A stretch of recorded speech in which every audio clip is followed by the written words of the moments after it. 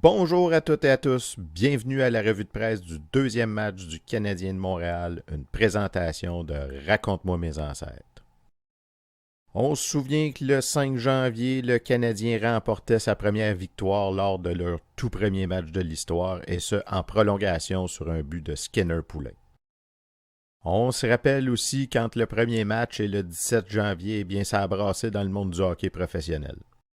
À peine la saison commencée que les deux ligues se sont fusionnées. En fait, les Ottawa et les Shamrocks de Montréal se sont joints à la National Hockey Association. Évidemment, ça va avoir des répercussions pour d'autres clubs, comme le Québec qui a décidé de prendre un break. Le All Montreal s'est débandé. Et pour ce qui est du national, on apprend dans la patrie du 18 janvier que le national n'existe plus.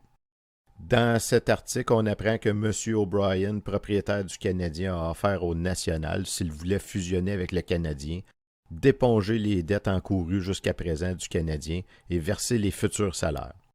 Ce que le propriétaire du National va refuser. En conséquence à ça, il va liquider le club de hockey national. Mais n'oubliez pas, le club national va continuer d'exister. Parce qu'un club à l'époque pouvait être propriétaire de plusieurs équipes dans différents sports. La crosse en particulier, mais ça pouvait être aussi un gym de boxe ou tout autre sport pratiqué à l'époque. Dans le Canada du 19 janvier, celui qui militait en faveur de la fusion des deux ligues et des deux clubs de Canadiens français va mettre un petit peu de pression sur Jack pour qu'il s'assure d'avoir le meilleur club de Canadiens français sur la glace. Les Wanderers vont chercher à engager Edgar Leduc. Jack est averti de ne pas le laisser passer à l'ennemi. Mercredi 19 janvier 1910, on est aussi jour du match. C'est ce matin que le Canadien part pour Renfrew. Jack est pas trop top shape, il va essayer de jouer, mais sinon c'est probablement Edouard Miller qui va prendre sa place. Renfrew. C'est où ça, Renfrew? Renfrew, c'est en Ontario, environ à 1 heure de route à l'ouest d'Ottawa. Bon, là, je vous parle en temps d'aujourd'hui. À l'époque, ça prenait beaucoup plus de temps. De Montréal, on parle d'environ 3 heures de route. Alors, à l'époque, en train, c'est pas impensable de partir le matin puis d'arriver en début ou en milieu d'après-midi. Puis, il se passe quoi à Renfrew? Renfrew, comme c'est une ville sur le bord de la rivière des Outaouais, comme plusieurs régions au Québec, c'est le bois qui va être à l'origine de la fondation de la ville. C'est vers 1880 qu'un jeune du nom de Michael John O'Brien va arriver à Renfrew alors qu'il était adolescent. Lui, il est né en Nouvelle-Écosse de parents irlandais, mais assez jeune, il va travailler sur les chemins de fer. C'est un peu comme ça qu'il a abouti à Renfrew. Quelques années plus tard, il va se lancer en affaires et gagner le contrat pour construire le chemin de fer de Kingston à Pembroke. Au début des années 1900, avec son argent qu'il a fait avec le chemin de fer, il va acheter des claims à cobalt qui deviendra la O'Brien Silver Mine. Puis pourquoi que je vous parle de M. O'Brien? C'est que plus tard, il va financer son fils Ambrose qui va fonder l'équipe du Renfrew. Vous vous souvenez qu'au début, je vous avais montré un article qui disait que c'était M. Thomas Eyre du Cobalt qui avait financé l'entrée du Canadien dans la National Hockey Association.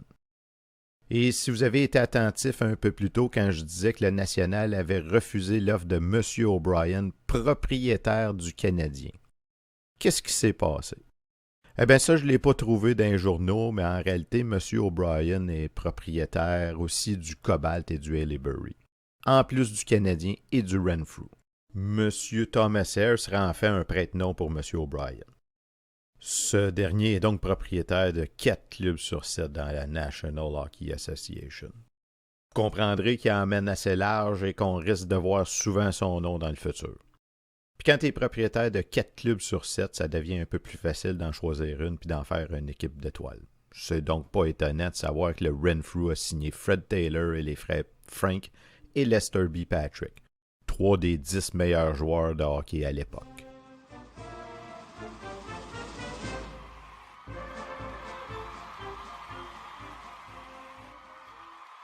Alors, malgré toutes les super vedettes que le Renfrew a signées avant le début de la saison, il faut dire que les Millionaires ont eu des débuts difficiles, n'ayant accumulé aucune victoire jusqu'à présent. Les Millionaires. Oui, parce qu'après s'être pacté un club, leur nom est passé des Creamery Kings aux Millionaires. Du côté du Canadien, il faut savoir que leur premier match contre le Cobalt a été annulé suite à la fusion des deux ligues. On peut alors dire que c'est le match d'ouverture pour le Canadien. On n'était pas si certain que Jack était pour jouer, c'est finalement Edouard Miller qui va prendre sa place. Et cette fois-ci, on a amené Chapelot comme remplaçant. L'absence de Jack va obliger le Canadien à remanier les positions. Bon, toujours Kata dans les buts, c'est Newsy Lalonde qui va prendre la place de Jack au point. Pitt occupe toujours la position de couvert et Miller va jouer comme rover, position qui était occupée par Newsy lors du premier match. La ligne d'avant reste inchangée avec Poulain à gauche, Descarrés au centre et Bernier à droite.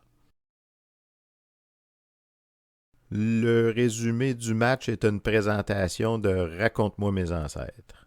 Raconte-moi mes ancêtres, la chaîne YouTube où l'on vous raconte l'histoire de vos ancêtres. Le jeu. Première période. Taylor cherche à monter, mais Lalonde bloque son élan et score un long shot. C'est Canadien 1, Renfrew 0. Frank Patrick monte tout le long de la bande et passe à son frère qui score. Le score est égal 1-1. Après une combinaison de Bernier à Poulain et à Pitt, celui-ci enregistre le deuxième point du Canadien. C'est Canadien 2, Renfrew 1. Quelques minutes après, Jordan score pour Renfrew pour porter la marque à 2-2. Fraser va remplacer Gilmore et Miller se fait blesser. Chapelot va le remplacer en fin de période. Lalonde score le troisième point du Canadien, c'est Canadien 3, Renfrew 2. Après de jolies combinaisons, Fraser score pour le Renfrew, fin de la période 3-3. Après une première période endiablée, la deuxième période fut tout autre chose. Après un but de Lester Patrick en début de période, Rowe va y aller d'un tour du chapeau, qu'on n'appelait pas un tour du chapeau à l'époque. Puis Jordan va en enfiler deux, portant la marque à 9-3. Et Lalonde va y aller son troisième de la soirée pour conclure la marque à 9-4. Malgré la discipline du Canadien ayant eu seulement 10 minutes de punition contre 17 pour le Renfrew, c'est fort probablement l'absence de Jack qui a eu un impact négatif sur les performances du Canadien. Jack qui était affligé d'une solide grippe.